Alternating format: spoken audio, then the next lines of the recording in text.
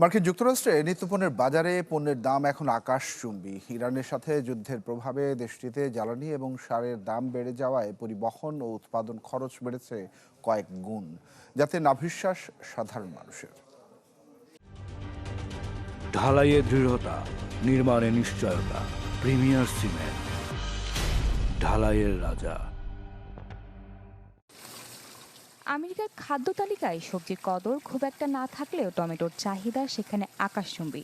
বার্গারের স্লাইস থেকে শুরু করে পিৎজা সস কিংবা ক্যাচআপ সবখানেই অপরিহার্য এই ফলটি। তবে বর্তমানে মার্কিন সুপারমার্কেটগুলোতে এই টমেটো কিনতে গিয়ে রীতিমতো হিমশিম খাচ্ছেন সাধারণ ক্রেতারা। মাত্র এক বছরের ব্যবধানে দেশটিতে টমেটোর দাম বেড়েছে প্রায় 25%। মার্কিন যুক্তরাষ্ট্রের আমদানিকৃত টমেটোর 90%ই আসে প্রতিবেশী দেশ মেক্সিকো থেকে। তবে গত বছর মেক্সিকান টমেটো আমদানির ওপর 17% শুল্ক আরোপে চাপ সৃষ্টি করেছে খুচরা বাজারে। যুদ্ধের কারণে 40% বেড়েছে সারের দাম। ফলে খাবার উৎপাদনের পাশাপাশি সবচেয়ে বেশি চাপ বেড়েছে খাদ্যপণ্যের মোড়কজাতকরণ এবং পরিবহন খাতে। খাদ্য পরিবহন চেইনের মোট জ্বালানি ব্যবহারে অর্ধেকই ব্যয় হয় পরিবহনে। ডিজেলের দাম বেড়ে যাওয়ায় স্টলগুলোতে পণ্য পৌঁছানোর খরচ এখন অনেক বেশি। তাই বাড়তি খরচের বোঝা সুপারমার্কেটগুলো সরাসরি ক্রেতাদের ওপর চাপিয়ে দিচ্ছে।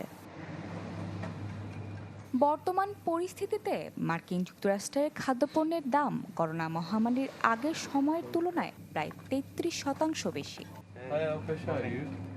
Desk report, channel 24।